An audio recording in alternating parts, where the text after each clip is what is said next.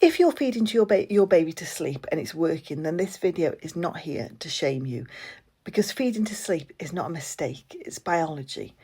But if it's become the only way that your baby settles and it's no longer sustainable for you, then today I'm going to show you how we're going to shift it gently without going cold turkey, without guilt, or without any unnecessary distress. Well, the first part is figuring out if it is actually a problem.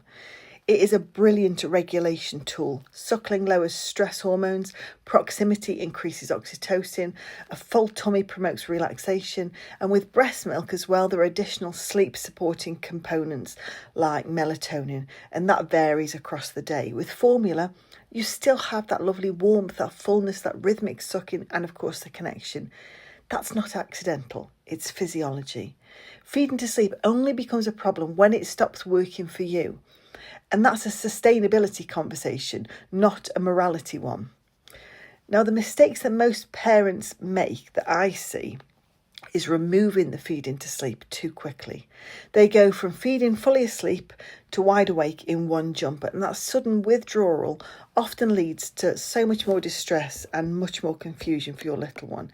So instead of removing, we layer. So we layer before we stop. This is the key principle. While you're still feeding to sleep, you begin adding in other consistent sleep cues every single night and every single nap. So things like a short phrase, a specific song, a hand on the chest, a pat, a consistent settling rhythm. You do this whilst you're still feeding. So you're teaching the nervous system that sleep doesn't only come from milk, it also comes from these other cues. And you can do as many as you want.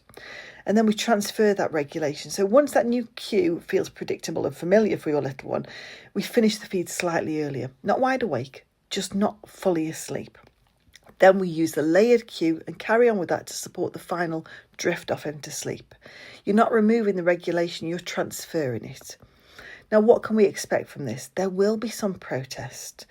Frustration is not trauma though, remember that. A gradual transition usually causes far less distress than abrupt removal, and your presence still matters. You don't have to break what works, but you can reshape it. If feeding to sleep is no longer sustainable and you want a personalised step-by-step plan tailored to you and your baby's temperament, their age and their sleep patterns, that is exactly what I support parents with inside my one-to-one sleep packages.